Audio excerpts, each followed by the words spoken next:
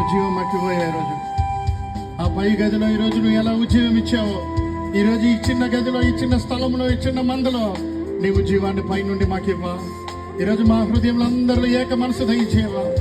ఈరోజు మాకు మా బలహీనతలు క్షమించవా. ఈరోజు మమ్మల్ని క్షమించయ్యా.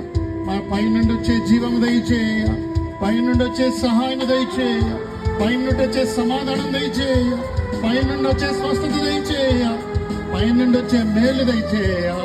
అయ్యా, నీవు మమ్మల్ని ముడితే చాలు ప్రభా, మేము మీ కొరకు బ్రతుకుతామయ్యా. ఈరోజు నీ కొరకు బ్రతికే జీవితం నాకు దయచేయని ఒక మాట అడుగుదాం.